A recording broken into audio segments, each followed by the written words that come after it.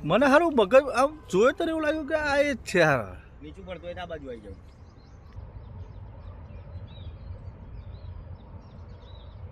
ગાય કઈ છે? ગાય ભરવાડના ત્યાંથી આપણે લાવીએ. પાણી આપ્યું ને 3 દિવસ પહેલા, 2 દિવસથી બનાવે. કેટલા વીઘામ કર્યું છે? આ 2.5 વીઘા. પેલું રેડી ના દેતો. હા, ઉભા રહેજો. હા, કશું કરશાલા ખાલી બનાવીને તૈયાર કરી દો.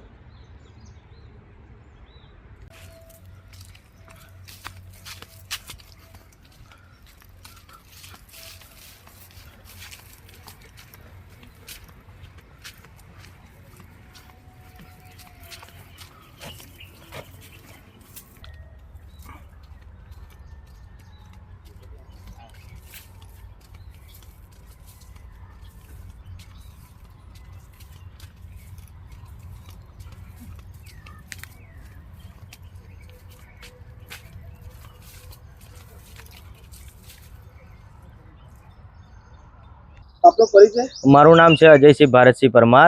મેં અત્યારે 2.5 વીઘામાં કારેલીની પ્રાકૃતિક ખેતી કરી છે. એમાં આપણે જીવામૃત છે, ઘન જીવામૃત છે, બીજામૃત છે, આ રીતે બધું ઓર્ગેનિક પદ્ધતિથી આ ખેતી કરી છે અને ઉત્પાદન પણ સારું મળે છે. અત્યારે અમે 1200 થી 1500 મણ કારેલીની વીણી લઈ ચૂક્યા છે અને હજુ પણ ચાલુ છે. હાલની તારીખમાં ભાવ પણ સારા મળી રહ્યા છે. એટલે બધા ખેડૂતોને મારે નમ્ર અપીલ છે કે તમે પ્રાકૃતિક ખેતી તરફ વળો અને ઉત્પાદન બહુ સારું છે. દવાનો છંટકાવ ઓછો કરો જેથી કરીને બધાના સ્વાસ્થ્યને નુકસાન થાય નહીં.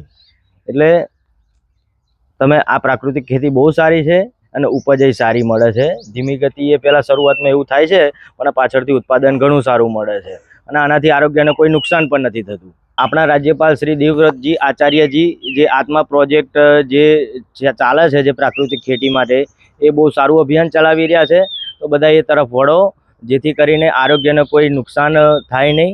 એટલા માટે હું તો એમ જ કહું છું કે પ્રાકૃતિક ખેતી તરફ બધા ખેડૂતો વળો એમ.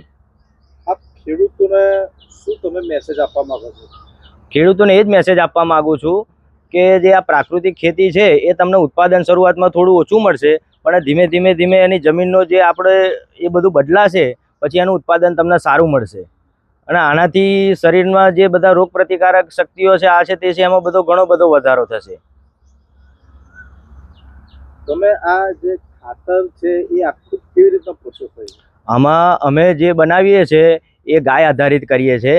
દેશી ગાયનું મૂત્ર છે, દેશી ગાયનું છાણ છે, ચણાનો લોટ છે, ગોળ છે, વડ પીપળાની માટી છે.